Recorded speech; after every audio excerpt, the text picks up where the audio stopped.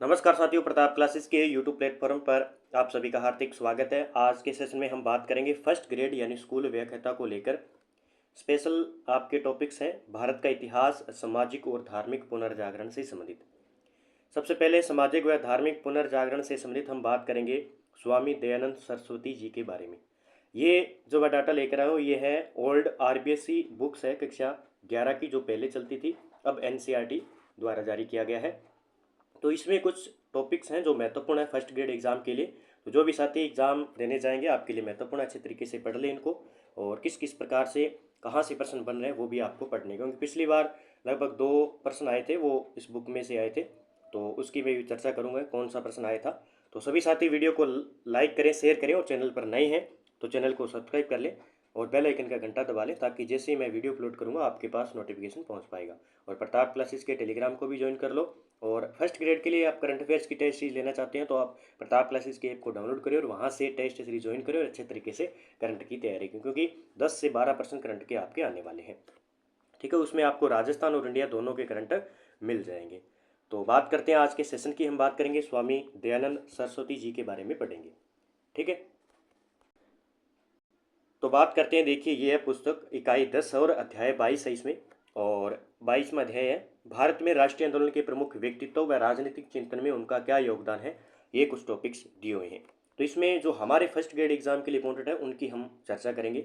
सबसे पहले आज हम बात करेंगे स्वामी दयानंद सरस्वती की, उसके बाद में हम स्वामी विवेकानंद जी के बारे में बात करेंगे। सबसे पहले स्वामी दयानंद सरस्वती जी, इनकी बचपन का जो नाम था वो था मूल शंकर। क्या था? मूल शंकर। आपसे पूछे इनके मूल नाम क्या था, तो मूल शंकर इनका बचपन का नाम था, ये आपको याद रखना है। अब इनके जन्म के बारे में पढ़ते हैं कि इनका जन्म कब हुआ था। 12 फरवरी 1824 को, ये डेट याद रखनी है, अभी सीधी की सीधी एग्जाम में छपेगी कभी भी आए, जैसे आर्य समाज की 10 अप्रैल 1875 को है, उसी प्रकार 12 फरवरी 1824 को स्वामी दयानंद सरस्वती जी का जन्म होता है गुजरात के अंदर। बाकी आगे चर्चा करेंगे। मृत्यु की बात करें, 30 अक्टूबर 1883 को इनकी मृत्यु हो जाती है। फिर इनका एक नारा है कि वेदों की ओर लौटो, वेदों की ओर लौटो, ये इनका महत्वपूर्ण नारा है जो एग्जाम में बार बार पूछा जाता है कि वेदों की ओर लौटो, ये नारा किसका है। दूसरा प्रश्न बनता है हमारा कि ये इनका एक कथन है जो बार बार प्रश्न पूछा जाता है कि सुशासन कभी भी स्वशासन का स्थान नहीं ले सकता, चाहे वह कितना भी अच्छा क्यों न हो। सुशासन का मतलब ये है कि एक सरकार का संचालन, मान लो कोई भी, तो वो प्रभावी, या हम कह सकते हैं जवाबदेह, या पारदर्शी रूप से, या न्याय संगत हो, वो होगा सुशासन। जो क्या है, सरकार की नीतियों और उसके कार्यों में क्या करे, सुधार करे। ठीक है, ताकि वे जनता के लिए क्या हो, फायदेमंद हो। तो सुशासन कभी क्या नहीं होगा, स्वशासन। स्वशासन यानी लोगों के पास अपनी सरकारों और नीतियों को प्रभावित करने और अपने समय के निर्णय लेने का अधिकार हो। स्वशासन यानी खुद का शासन, ताकि कोई भी काम है उस पर जनता खुद निर्णय ले सके। यानी सुशासन कभी भी स्वशासन का स्थान नहीं ले सकता, चाहे वह कितना भी अच्छा क्यों न हो। ये कथन अच्छे तरीके से याद कर लेना, स्वामी दयानंद सरस्वती जी का है। आगे बात करते हैं इंपॉर्टेंट पॉइंट, बाकी आपने पढ़ रखा होगा फर्स्ट ग्रेड की तैयारी कर रहे हो तो। स्वामी दयानंद सरस्वती का जन्म विक्रम संवत 1881 के फाल्गुन माह के कृष्ण पक्ष की 10वीं को 12 फरवरी 1824 ईस्वी में गुजरात के काठियावाड़ की मोरवी रियासत के टक्कारा नगर में शिव भक्त और जागीरदार परिवार में हुआ। बचपन का नाम मूल शंकर, ये प्रश्न आता है एक तो, बचपन का नाम मूल शंकर।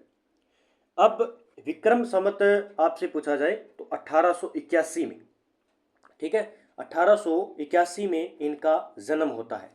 ठीक है, और होता कब है, फाल्गुन माह के कृष्ण पक्ष की 10वीं को 12 फरवरी 1824 ईस्वी को। विक्रम संवत पूछे 1881 और 12 फरवरी 1824 ईस्वी में गुजरात के काठियावाड़ की मोरवी रियासत के टंकारा नगर में होता है। विक्रम संवत पूछ ले तो 1881 होगा, और वैसे पूछे तो 12 फरवरी 1824 को। ठीक है, तो ये आपको याद रखना है। आगे बात करते हैं इंपॉर्टेंट, बचपन का नाम याद रखना है मूल शंकर। बचपन का नाम क्या है, मूल शंकर। बाल्यकाल में शिवरात्रि पर्व पर भगवान शंकर की मूर्ति पर चूहे द्वारा कूद फांद करने उस पर चढ़े प्रसाद को खाने से उनका बालपन मूर्ति पूजा से क्या हो गया, विरक्त हो गया। ठीक है, क्या हो गया, विरक्त हो गया, यानी उन्होंने मूर्ति पूजा के विरोधी हो गए वो। ठीक है, और आगे बात करते हैं। देखिए, वही उनकी प्रिय बहन व चाचा जी की मृत्यु से उनके मन में वैराग्य भाव प्रबल हो गए। 1845 में ज्ञान, सत्य और मोक्ष की खोज के लिए गृह त्याग कर दिया। ये पॉइंट याद रखना आपको। अब लाइन बनेगी, कभी भी प्रश्न आएगा तो स्वामी दयानंद सरस्वती ने गृह त्याग कब किया, या हम कह सकते हैं संन्यास ध्यान कब किया। 1845 भी आ सकता है, कहीं कहीं आपको 1848 भी मिलेगा। क्या मिलेगा, 1848, 24 वर्ष, 24 वर्ष आता है तो 1848 बनता है। ठीक है, तो 45 भी आ सकता है, 48 भी आ सकता है। पूछा जा सकता है कि किस वर्ष की उम्र में उन्होंने गृह त्याग कर दिया था, तो 24 वर्ष की आयु में। ये इंपॉर्टेंट है, हो सकती है यहाँ से लाइन और एग्जाम में आ सकता है।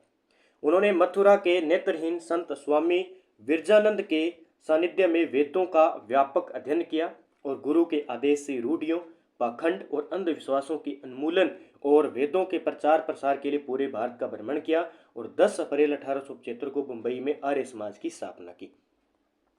अब यहाँ से प्रश्न क्या बनेगा, आपसे पूछे कि उनके जो प्रथम गुरु थे वो कौन थे। प्रथम गुरु पूछा जाए, हो सकता है एग्जाम में कि प्रथम गुरु की बात करें तो स्वामी पूर्णानंद थे। कौन थे, स्वामी पूर्णानंद। प्रथम गुरु पूछा जाए तो स्वामी पूर्णानंद थे, जिन्होंने इनको क्या दिया था, ज्ञान दिया था। यानी जो स्वामी पूर्णानंद है, मैं यहाँ पे लिख देता हूँ थोड़ा सा, जो प्रथम गुरु है इनके, प्रथम गुरु की बात करूँ, स्वामी पूर्णानंद, स्वामी पूर्णानंद। ठीक है, ये थे अपने सरस्वती संप्रदाय से। किससे थे, सरस्वती संप्रदाय थे। किससे थे, संत सरस्वती संप्रदाय से थे। ये इनके माने जाते हैं अपने प्रथम गुरु। और इन्होंने क्या किया, इनका नाम था मूल शंकर, बचपन का नाम क्या था, मूल शंकर बचपन का नाम था। और इस बचपन के नाम को इन्होंने चेंज करके क्या कर दिया, दयानंद सरस्वती कर दिया। क्या कर दिया, दयानंद सरस्वती कर दिया, क्योंकि ये किस संप्रदाय से थे, सरस्वती संप्रदाय से थे। ये पूछा जा सकता है कि ये दयानंद सरस्वती नाम किस गुरु ने किया, स्वामी पूर्णानंद। दूसरा, जो इनको वेदों की शिक्षा दी, पूछा जाए कि इनको वेदों की शिक्षा किनके द्वारा दी गई। वेदों की जो शिक्षा दी गई थी वो विरजानंद जी महाराज, हमने अभी पढ़ा। ठीक है, तो वो थे मथुरा से। मथुरा से इन्होंने वेदों की शिक्षा प्राप्त की थी। जहाँ पे ये मैंने आपको, ये देखो, मथुरा के नेत्रहीन संत स्वामी विरजानंद के सानिध्य में वेदों का व्यापक इन्होंने ग्रंथ पढ़े थे। ठीक है, तो ये दोनों पॉइंट याद रखने। प्रथम गुरु स्वामी पूर्णानंद थे, जिन्होंने इनका नाम मूल शंकर से क्या कर दिया, दयानंद सरस्वती। दूसरा, वेदों की शिक्षा यानी विरजानंद, मथुरा से, जहां पे इन्होंने वेदों की शिक्षा। अब हम बात करेंगे जो एग्जाम में बार बार पूछा जाता है, हम बात करेंगे आर्य समाज की। किसकी बात करेंगे, आर्य समाज की बात करेंगे। डेट आपको यहाँ पे लिखी हुई है, 10 अप्रैल 1875 को। 10 अप्रैल 1875 को इन्होंने आर्य समाज की स्थापना की थी। कहाँ पे, पूछा जाए स्थान, बम्बई के अंदर, बम्बई के अंदर। और ये पूछा जाए चैत्र शुक्ल प्रतिपदा को कब की थी, चैत्र शुक्ल प्रतिपदा को हम बात करें तो विक्रम संवत की बात करें, विक्रम संवत आपसे पूछा जाए 1932 आएगा। ठीक है, कई बार एग्जामिनर पूछ लिया जाता है, तो मैं थोड़ा सा बता देता हूँ। चैत्र शुक्ल प्रतिपदा यानी विक्रम संवत 1932 को। बाकी आपको ये याद रखना है, 10 अप्रैल 1875 को।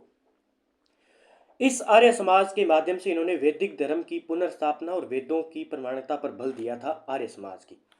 अब मैं थोड़ी सी डिटेल और बताऊं तो आर्य समाज के अंदर जो शुरुआत में जो नियम थे वो 28 नियम थे। कई बार एग्जाम में पूछ लिया जाए तो 28 इसके अंदर नियम रखे। फिर 1877 के अंदर, 1877 के अंदर इसका मुख्यालय, इस आर्य समाज का मुख्यालय कहाँ पे ले गए, ये लाहौर के अंदर ले गए। कहाँ पे ले गए, लाहौर में बनाया गया। इसके अंदर 10 नियम थे। कितने थे, 10 नियम। यानी एग्जाम में पूछा जाए या तो 28 मिल जाए या 10, तो दोनों में से एक करना है आपको। यानी सही जो होगा वो 10 नियम होगा। यानी 1877 के बाद में, जो 1875 में हुई तो इसमें 28 नियम बनाए गए थे, लेकिन 1877 में इसका जो स्थानांतरण किया गया था लाहौर में, वहां पे जो है 10 नियम इसके बनाए गए। अब इसके प्रथम अध्यक्ष आपसे पूछ लिए जाए कि इस आर्य समाज के प्रथम अध्यक्ष कौन थे, तो लाला मूलराज। नाम याद रख लेना, कहीं प्रश्न आ जाए। लाला मूलराज जो है इसके प्रथम अध्यक्ष थे। अब इतनी बात हो गई तो हम राजस्थान में भी आर्य समाज की बात कर लेते हैं। आर्य समाज की बात करें राजस्थान में, तो राजस्थान में 1881 में अजमेर के अंदर आर्य समाज का कार्यालय बनाया गया। आर्य समाज का क्या बनाया गया? कार्यालय बनाया गया, यानी वहां पे भी इसकी स्थापना कर दी गई। तो ये भी आपको इतना पॉइंट याद रखना है। ठीक है, अब ये हो गया आर्य समाज। यहाँ पे आगे चलते हैं, आगे क्या मिलता है हमें पढ़ने के लिए जो हमारे एग्जाम के लिए महत्वपूर्ण है। देखो, उसके बाद वे जगह जगह घूमकर आर्य समाज का प्रसार प्रसार किया। राजस्थान, पंजाब, उत्तर प्रदेश, मध्य प्रदेश इत्यादि राज्यों के कई स्थानों पर यह अभियान काफी सफल रहा, लेकिन विरोधियों के षड्यंत्र का शिकार होकर 30 अक्टूबर 1883 को दीपावली पर ब्रह्मलोक में विलीन हो गए, यानी इनका देहांत हो गया।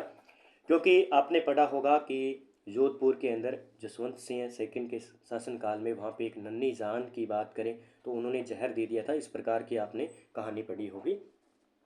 तो 30 अक्टूबर 1883 को जो है इनका क्या हो गया, निधन हो गया था। और आगे बात करते हैं क्या इंपॉर्टेंट है। वे स्पष्ट वक्ता, कुशाग्र बुद्धि और साहसी थे और धार्मिक समस्याओं के समाधान में स्वविवेक को ही निर्णायक मानते थे। ठीक है, धार्मिक समस्याओं के समाधान में, क्योंकि वे मूर्ति पूजा के विरोधी थे और वेदांत समर्थक थे, उपनिषद के समर्थक थे, यानी धर्म सुधारक थे, सीधी सी बात है। उन्होंने वेद, उपनिषद, दर्शन शास्त्रों का गहन अध्ययन करके त्रेतवाद का प्रतिपादित किया। इसके अनुसार तत्व, ईश्वर, जीव और आत्मा, प्रकृति अनादि है। वे सदा से थे, सदा से हैं और सदा बने रहेंगे, ये इनका कहना है। इनमें ईश्वर और आत्मा आध्यात्मिक चैतन्य तत्व है। उन्होंने इस समय हिंदू समाज में व्याप्त अशिक्षा, स्त्रियों के साथ असमानता, ये पॉइंट याद रखना। तो यहाँ से इन्होंने किस किस पर रोक लगाई थी, जैसे इन्होंने कहा भी व्याप्त अशिक्षा और स्त्रियों के साथ असमानता और अत्याचार, बाल विवाह पर इन्होंने रोक लगाई, अनमेल विवाह पर। और बाल विवाह की यहाँ पे बात करें तो इन्होंने जो उम्र रखी थी, ये प्रश्न कई बार पूछ लिया जाता है कि इन्होंने उम्र जो रखी थी अपने लड़की और लड़के की, तो लड़के की इन्होंने उम्र रखी थी 25 वर्ष, 25 वर्ष लड़के की, और लड़की की जो इन्होंने उम्र रखी थी वो 16 वर्ष रखी थी। ठीक है, क्योंकि 24 वर्ष की उम्र में ये भी निकल गए थे शादीशुदी के चक्कर में। तो ये याद रखना, उम्र लड़के की 25 वर्ष रखी और लड़की की 16 वर्ष रखी थी। ठीक है, उसके बाद में हम बात करें यहाँ पे बहुपत्नी प्रथा, ये प्रश्न शब्द बहुत इंपॉर्टेंट है कि बहुपत्नी प्रथा पर बल किसने दिया। दहेज है, नशा है, अंधविश्वास है, छुआछूत है, या धार्मिक बाह्य आडंबरों का घोर विरोध भी इन्होंने किया था। आगे देखिए, संसार अज्ञान और अंधविश्वास की श्रृंखला से जकड़ा हुआ है और मैं उस श्रृंखला को तोड़ने और दासों को मुक्त करने के लिए आया हूँ, ये उन्होंने कहा। मेरा उद्देश्य मन, वचन और कर्म से सत्य का अनुसरण करना है। उनके द्वारा रचित प्रमुख ग्रंथ, अब यहाँ पे इंपॉर्टेंट बात आ जाती है कि उनके द्वारा रचित प्रमुख ग्रंथ है सत्यार्थ प्रकाश। इसके बारे में मैं आपको थोड़ा सा बता देता हूँ जो एग्जाम की दृष्टि से महत्वपूर्ण होने वाला है। ग्रंथ का नाम है, ग्रंथ है सत्यार्थ प्रकाश। ठीक है, सत्यार्थ प्रकाश ग्रंथ है। और ये उसके बाद में एक तो है सत्यार्थ प्रकाश, दोनों याद रखने, एक सत्यार्थ प्रकाश और ऋग वेद भाष्य भूमिका, दोनों ग्रंथ आपको याद रखना है। ये बुक में दिया हुआ है तो ये प्रश्न आ सकता है। ऋग्वेद जो है, ऋग्वेद भाष्य भूमिका, ये ग्रंथ इनके दो है, और भी है। तो सबसे पहले मैं आपको सत्यार्थ प्रकाश के बारे में बताऊं तो ये हिंदी भाषा का ग्रंथ था, इनका हिंदी भाषा का ग्रंथ था जो 1875 में अजमेर से प्रकाशित किया गया था। लेकिन इसे लिखा कहाँ किया गया, ये पूछा जाए तो उदयपुर से ये लिखा गया था। भी कहाँ से, उदयपुर में लिखा गया था, लेकिन प्रकाशित 1875 में अजमेर से करवाया गया था। ये लिखा, ये पुस्तक लिखी पुस्तक है, ये सत्यार्थ प्रकाश पुस्तक है। ये जो है किसकी प्रेरणा से लिखी, ये प्रश्न आ जाए तो व्यक्ति थे एक जय किशन दास। जय किशन दास की प्रेरणा से इन्होंने सत्यार्थ प्रकाश पुस्तक लिखी हिंदी भाषा में, जिसका प्रकाशन 1875 में अजमेर से किया गया था। और ये सत्यार्थ प्रकाश पुस्तक लिखी इन्होंने उदयपुर से, ये आपको इतना याद रखना है। और इनकी ये पुस्तक है एक ऋग्वेद भाष्य भूमिका। और मैं आपको यहाँ पे बता देता हूँ और पुस्तकें कौन कौन सी है जो एग्जाम की दृष्टि से आपके लिए महत्वपूर्ण हो सकती है। जैसे हम बात करें, एक तो सबसे पहले हमारी आ गई सत्यार्थ प्रकाश, ये पुस्तक है इनकी। दूसरी हमने बात की ऋग्वेद, ऋग्वेद भाष्य भूमिका, ठीक है। तीसरी मैं बात करूँ यहाँ पे गो करुणा निधि, गो करुणा निधि, ठीक है, ये भी पुस्तक लिखी। उसके बाद में यहाँ पे और भी कुछ ग्रंथ है, जैसे पंच महायज्ञ, पंच महायज्ञ विधि, ये भी इनकी क्या है, एक ग्रंथ या पुस्तक कह सकते हैं। दूसरा हम यहाँ पे लिखे वल्लभाचार्य मत खंडन, ये भी इनकी जो वल्लभाचार्य मत खंडन, ठीक है, ये भी याद रखना है। और आगे मैं बात करूँ यहाँ पे ग्रंथ, तो आर्य उद्देश्य रत्नमाला, आर्य उद्देश्य रत्नमाला, ठीक है। उसके बारे में बात करूँ पुन्ना प्रवास, ये भी पूछा जा सकता है, पुन्ना प्रवास भी है। और आगे बात करूँ पाखंड खंडन, ये प्रश्न बन सकता है, प्रकाश पाखंड खंडन पताका लिखी थी इन्होंने, पताका, ठीक है, पताका लिखी थी, ये भी याद रखना है। पाखंड खंडन पताका भी लिखी थी। और एक आ जाता है व्यवहार, व्यवहार भानु भी इन्होंने लिखा था, ठीक है। उसके बाद में संस्कार वाक्य प्रबोध, ये भी इनके द्वारा लिखी गई थी। तो ये इनके कुछ ग्रंथ पुस्तकें हैं जो आपको याद रखनी है। आगे हम बात करेंगे, कहाँ पहुँच गए थे हम, तो यहाँ तक हमने पढ़ लिया सत्यार्थ प्रकाश ऋग्वेदिक भाष्य। अब इनके कुछ राजनीतिक चिंतन में कुछ योगदान है, तो ज़्यादा इंपॉर्टेंट नहीं है, हम बात करेंगे बस थोड़ा थोड़ा इनके बारे में। तो ये हो गया। सबसे पहले हम पॉइंट बात करेंगे, कई बार एग्जाम में पूछ लिया जाता है इनमें से कौन सा इनका एक राजनीतिक चिंतन योगदान नहीं है। तो राज्य एक लोक हितकारी संस्था है, ये भी इनका है, यानी राज्य विकसित एवं लोक हितकारी संस्था है। यह मानव जीवन के पुरुषार्थ चतुष्टय अर्थात धर्म अर्थ काम मोक्ष की प्राप्ति का साधन है, ठीक है। यहाँ धर्म धर्म तंत्र नहीं अपितु मानव के लौकिक और पारलौकिक कल्याण से संबंध है। दूसरा पॉइंट था इनका कि राज्य समुदायों का समुदाय, कई बार ये पॉइंट दे दिए जाते हैं, इनमें से कौन सा इनका एक राजनीतिक चिंतन नहीं है, ठीक है। यानी बताया गया है कि राज्य केवल सामाजिक संस्था नहीं है, बल्कि राजनीतिक समुदाय, कला विज्ञान संबंधी समुदाय और धर्म नैतिकता संबंधी समुदाय इत्यादि भी सम्मिलित है, ठीक है। ऋग्वेद के अनुसार इन्हें क्रमशः राजार्थ सभा, विदार्थ या धर्मार्थ सभा कहा गया। इनके लिए प्रतिभाशाली विद्वान और पवित्र व्यक्ति अलग अलग नियुक्त न होकर निर्वाचित होंगे। तो इस प्रकार इन्होंने बताया राज्य के बारे में। दूसरा, गणतंत्र की महत्ता के बारे में इन्होंने बताया है। तीसरी हम बात करें, शासन के देवीय स्वरूप का खंडन भी इन्होंने बताया है कि वे राजा को देवीय अधिकारों से स्वीकार नहीं करके चुने हुए अध्यक्ष के रूप में स्वीकार करते हैं। विधि व दंड प्रमुख है, सब धर्म की स्थिति में नहीं होने पर शासन तंत्र का प्रमुख भाग ही नहीं समय राजा भी दंड का भागी होगा। इस प्रकार कुछ पॉइंट है जो लिखा हुआ है। शासन के विकेंद्रीकरण का समर्थन भी इन्होंने दिया कि मनुस्मृति का समर्थन करते हुए राजा व राज्यसभा अपने राज्य कार्य सिद्ध करने के लिए 2, 3, 5 और 100 ग्रामों के बीच एक राज्य अधिकारी नियुक्त हो। कार्य संचालन के लिए एक गांव का अधिकारी गोपनीय रूप से 10 गांव के अधिकारी को। तो ये प्रशासनिक जो है शासन के बारे में बताया किस प्रकार है। फिर है सुसंगठित सैन्य बल की आवश्यकता पर भी इन्होंने बल दिया था, इसके बारे में कुछ बताया है, ठीक है। उसके बाद में कुछ और पॉइंट है, जैसे मान लीजिए कूटनीति का समर्थन भी बताया है कि इनके अनुसार जहां नैतिकता व सत्य राजनीति व शासन व्यवस्था का मापदंड है, वहीं दुष्टों आतताइयों और विदेशी आक्रमणों से सुरक्षा के लिए कूटनीति भी आवश्यक होनी चाहिए हमारी। इस प्रकार कुछ जो है राजनीतिक चिंतन दिए। तो समग्र मूल्यांकन देखें तो स्वामी दयानंद सरस्वती ने सर्वप्रथम राष्ट्रवाद को स्वदेशी एवं भारतीय अभिमुखीकरण प्रदान किया, जब ब्रिटिश राज्य के शिकंजे में भारतीय संस्कृति पर ईसाई सभ्यता हावी हो रही थी। तो इस प्रकार इनका है, ज़्यादा हम नहीं पढ़ेंगे। तो हमें जो इंपॉर्टेंट बात थी वो हमने पढ़ ली, जहाँ जहाँ से प्रश्न बन सकते। कल हम स्वामी विवेकानंद के बारे में पढ़ेंगे। तो जो हमारा इंपॉर्टेंट था वो यहाँ से था, कुछ ज़्यादा इंपॉर्टेंट। उसके बाद में कुछ और मैं आपको पॉइंट्स बता देता हूँ जो एग्ज़ाम की दृष्टि से महत्वपूर्ण होने वाले हैं और एग्ज़ाम में पूछे भी जा सकते हैं। आपसे पूछे कि भारतीय हिंदू नेपोलियन किसे कहा जाता है। भारतीय हिंदू नेपोलियन, भारतीय हिंदू नेपोलियन किसे कहा जाता है, ये प्रश्न आ जाए तो आपका जवाब होगा स्वामी विवेकानंद भी, ठीक है। स्वामी विवेकानंद आपका बिल्कुल सही जवाब होगा, यानी नरेंद्र नाथ दत्त सही होगा।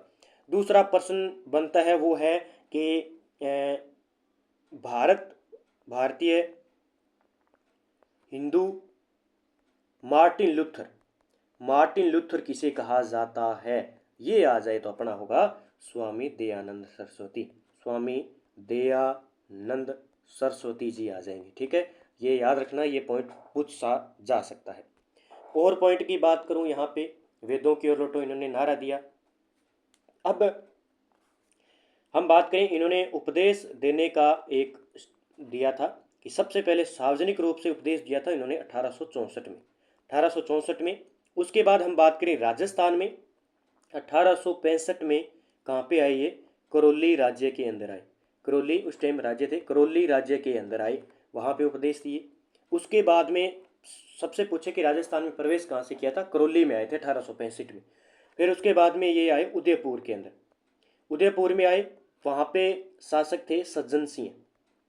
कौन थे, सज्जन सिंह वहाँ पे शासक थे। ये पॉइंट याद रखना है सीधा एग्जाम की दृष्टि से। और यहाँ पे इन्होंने क्या की थी, वो परोपकारिणी सभा की स्थापना की थी। परोपकारिणी सभा की स्थापना पूछा जाता है कि परोपकारिणी सभा की स्थापना 1883 में इन्होंने की थी उदयपुर के अंदर। फिर ये 3 नंबर बात करें तो ये जोधपुर भी गए थे, ठीक है, जोधपुर के अंदर गए थे और शासक थे वहाँ के जसवंत सिंह द्वितीय, जसवंत सिंह द्वितीय, ठीक है, तो ये याद रखना है। और जोधपुर में इन्हें जहर दे दिया गया था और इनकी मृत्यु कहाँ पे हुई थी, अजमेर के अंदर थे, लिया गया था। यहाँ पे चिकित्सा की सुविधा ज़्यादा नहीं थी, तो ये थोड़ा सा आपको याद रखना है। ये पॉइंट तीनों याद रखने हैं, करौली, उसके बाद उदयपुर, फिर जोधपुर गए थे जहाँ पे उनकी मृत्यु हुई और जहर दे दिया गया था, मृत्यु अजमेर में हुई।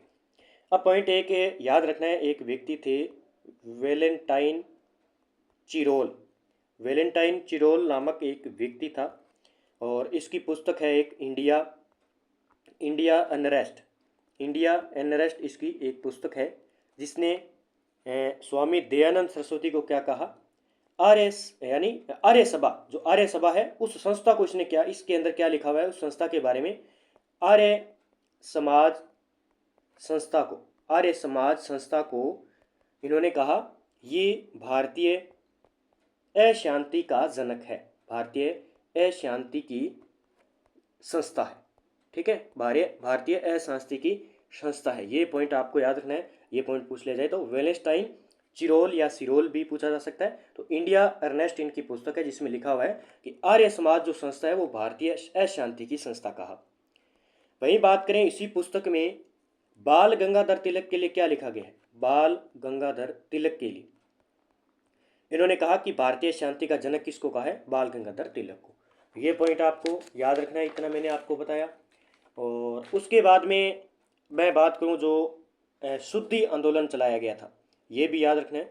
शुद्धि आंदोलन जो है आर्य समाज आर्य संस्था के द्वारा चलाया गया था।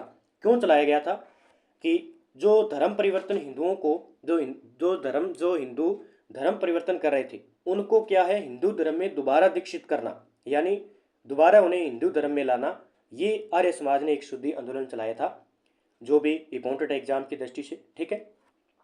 एक पॉइंट एग्जाम की दृष्टि से है कि स्वामी जी की मृत्यु हो गई थी, ठीक है, स्वामी जी की मृत्यु होने के बाद आर्य समाज को किसने चलाया था, यानी किसने संभाला, वो व्यक्ति मैं आपको बताता हूँ। एक है लाला लाजपत राय, आप जानते होंगे लाला लाजपत राय जी को। दूसरे हम व्यक्ति की बात करें लाला हंसराज, ठीक है, ये पॉइंट याद रखने क्योंकि इसके जो अध्यक्ष थे, सबसे पहले मैंने आपको बताया कि जो आर्य समाज के प्रथम अध्यक्ष थे वो लाला मूलराज थे, तो बाद में ये सारा लाला आए, तो लाला मुंशीराम, ये भी पॉइंट याद रखना है। कई बार पूछ लिया जाता है कि इनमें से कौन एक व्यक्ति नहीं था, और लाला लेखराम, ये बंदे आपको याद रखने हैं और एग्जाम में पूछे जा सकते हैं, ठीक है। अब ये इतने व्यक्ति हो गए, अब व्यक्ति ज़्यादा होंगे तो भीड़ तो होगी और मनमुटाव आएगा, धीरे धीरे होगा। तो ये दो व्यक्ति थे, इन्होंने क्या किया, 1902 में क्या कर ली, हरिद्वार के अंदर एक नए समाज की स्थापना कर ली। वैदिक की थी लेकिन अलग थी, ठीक है, केवल वैदिक धर्म से थे ये केवल वैदिक धर्म थे। लेकिन जो ये दो व्यक्ति थे लाहौर में, इन्होंने क्या किया, लाहौर में 1886 में इन्होंने क्या किया, दयानंद एंग्लो वैदिक स्कूल खोला और एक 1889 में कॉलेज खोल दिया। इन्होंने तो क्या कर दिया कि आधुनिक शिक्षा पर बोध दिया था, ठीक है, और ये केवल वैदिक धर्म पर ही बोध दिया था। तो 1902 में इन्होंने तो हरिद्वार के अंदर खोली, और इन्होंने दो व्यक्ति थे जो लाला लाजपत राय और लाला हंसराज, इन्होंने दो कॉलेज और स्कूल खोला, और लाला लेखराम और मुंशीराम के द्वारा 1902 में हरिद्वार के अंदर खोला गया था। तो ये पॉइंट्स आपको याद रखने हैं क्योंकि एग्जाम में इस प्रकार के पॉइंट पूछे जाते हैं। और मृत्यु इनकी 30 अक्टूबर को हो गई थी। इन्होंने कुछ जो है मृत्यु वक्त या मृत्यु के उपरांत इन्होंने कुछ शब्द दिए थे, जैसे सौ धर्म, सौ भाषा, कई बार ऑप्शन दे दिए जाते हैं चार, इनमें से पूछा जाता है कि स्वामी दयानंद सरस्वती जी ने नाम नहीं दिया। सौ राष्ट्र और सौ संस्कृति, ये इन्होंने क्या दिए, कुछ ना शब्द दिए जो एग्जाम की दृष्टि से महत्वपूर्ण है। ठीक है, तो ये लगभग स्वामी दयानंद सरस्वती जी से संबंधित कुछ इम्पोर्टेंट फैक्ट थे जो मैंने आपको बता दिए हैं एग्जाम की दृष्टि से और महत्वपूर्ण होने वाले हैं। ठीक है, तो इतना पॉइंट था, और बाकी हम कल बात करेंगे स्वामी दयानंद सरस्वती जी के बारे में, जो इस पुस्तक में दिए हैं वो हम पढ़ लेंगे और अन्य तथ्य की हम बात कर लेंगे। तो इसमें जो महत्वपूर्ण है वो वेदों की ओर लौटो, एक कथन है ये बार बार आता ही आता, हो सकता है यही आ जाए। दूसरा, इनका जन्म और बचपन का नाम याद रखना। ठीक है, उसके बाद में इंपॉर्टेंट जो कथन है वो है ये कि संन्यास धारण कब किया था, 1845। ऑप्शन 1845 मिले या 1848 मिले, तो दोनों में से एक करना है आपको। ठीक है, और ज़्यादा उत्तर मुझे लगता है 1848 सही रहेगा, 24 वर्ष की आयु में ये गए थे, तो ये याद रखना है। उसके बाद में ये उनके आ जाएंगे, ज़्यादा बड़ा नहीं है, लगभग इतना ही एग्जाम में पूछा जाता है, और बाकी मैंने जो डिटेल बताई है उसको अच्छे तरीके से गौर कर लेना। ठीक है, तो जय हिंद जय भारत दोस्तों, मिलते हैं कल की वीडियो के साथ में। तब तक वीडियो कैसा लगा आपको, मैटर कैसा लगा, और आपको कमेंट में ज़रूर बताना है। जय हिंद जय भारत दोस्तों।